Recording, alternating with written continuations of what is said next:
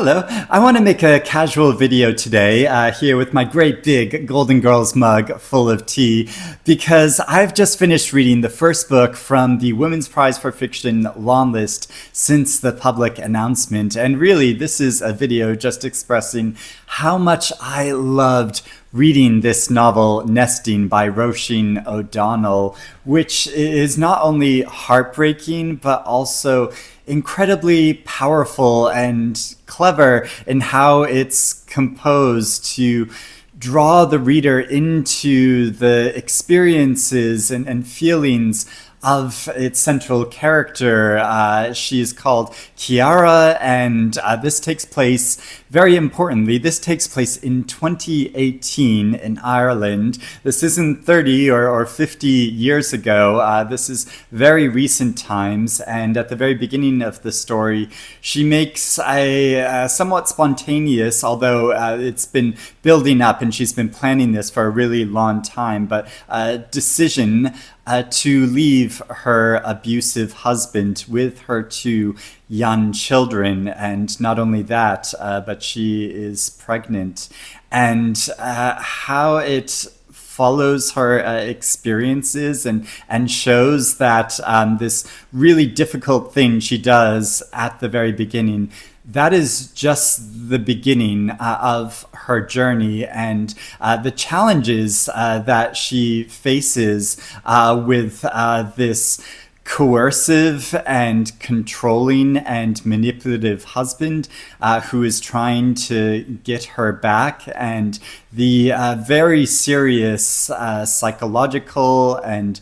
social and familial and financial challenges she faces doing this, and how it follows her through this, and the in some ways the moment-to-moment experiences of this, because in the very beginning we're aware throughout the story that having two young children with you to care for while also being present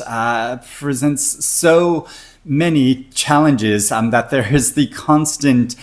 voices of these children and their actions around her. And for so much of the novel, I got really frustrated with these children,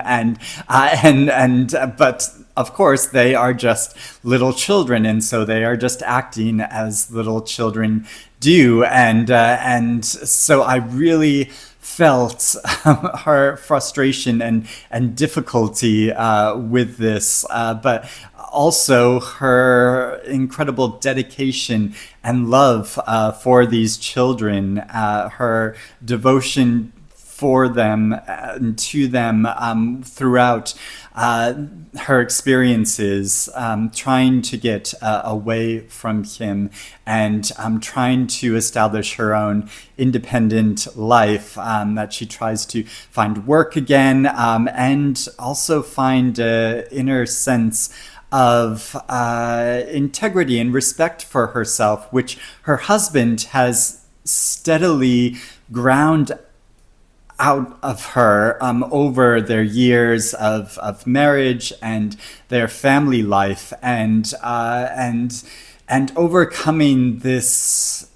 horrible fear that she has been made to live with on a moment-to-moment basis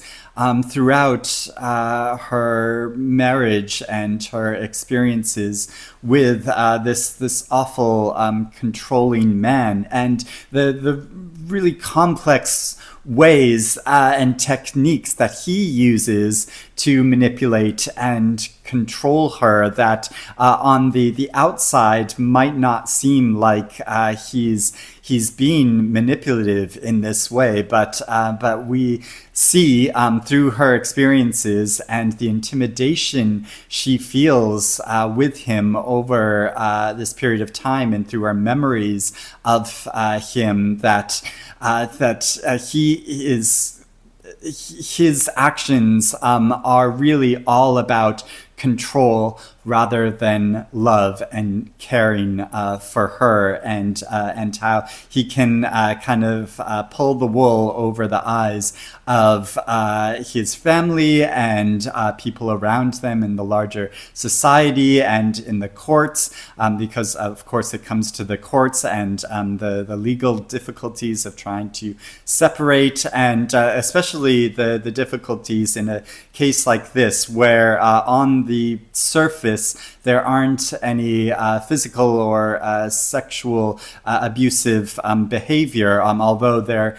are other things which come up over the course of the novel, and part of the story is about her coming to terms with these things which she has buried inside of herself as a means of survival, of living with this man, where at every moment of the day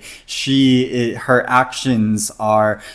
catered to trying to avoid conflict with him, trying to avoid angering him, and how exhausting that is, and how difficult that is on a daily basis, while also trying to care for the emotional and physical needs of her two young girls, and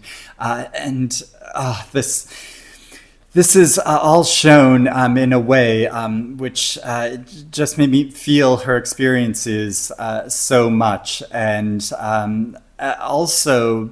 though this novel is really beautifully written, there are certain sentences and ways of her phrasing and containing this experience and hinting at other things that are going on beneath the surface of this character's life, and through the dialogue of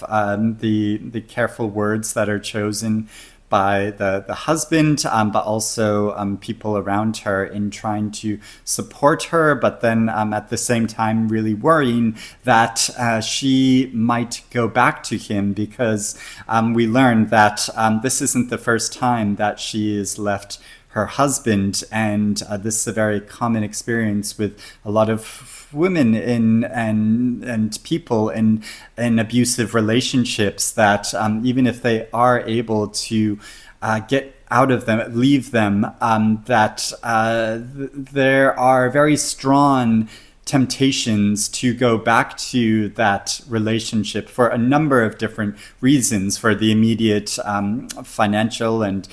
emotional and physical support that will provide on the very surface, but then underneath there are a lot of rotten things about this relationship which will deteriorate that individual's character and being over a long period of time, but also that there is this sense of almost Stockholm syndrome of going back to what's familiar and what's known, especially when living with someone who is so controlling that the abused partner hasn't been allowed to flourish and maintain their own sense of individuality over the relationship, of not being able to maintain a job or a social network, that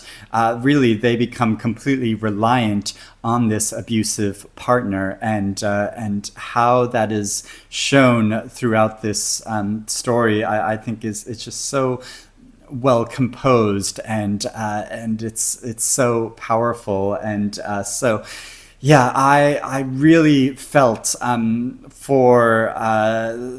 this character throughout the entire novel of Kiara, as she struggles to find her own 2 feet and to find a safe place for her family going forward, and I just loved this. I feel like this is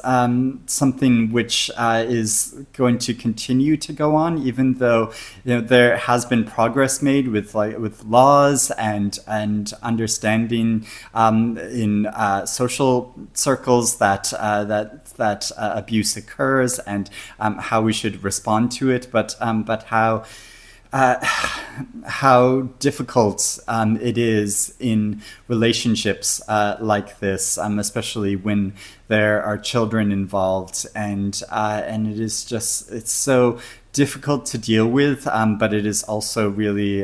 inspiring and beautiful how Roisin O'Donnell writes about this. And there's also some really powerful imagery. I mean, there's nesting, but there's the sense of where Kiara feels when she is newly pregnant, of this sense of wanting to create a nest, a safe space for this baby to come into. But then there's also imagery of birds, and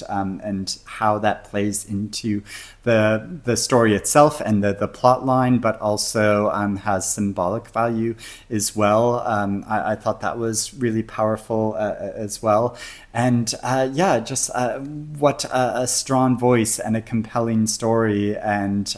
especially for a debut novel. I mean, Roisin O'Donnell has written other fiction. She's written short stories, and she has a short story collection out as well. So she's been writing for quite a while, and it feels like this is a novel which has been a long time in the making, and but it has come together in a really striking and effective and powerful way that I found so impactful. And so going to start prattling on and just say, how much I again reiterate how much I loved this novel, and I'd love to know if you've read this book, what you think about it, if you've read the author's other short fiction, and or if you're interested in reading it now. I would love to hear about that in the comments below. But I hope you're doing well and reading good things, and I'll speak to you again soon. Bye bye.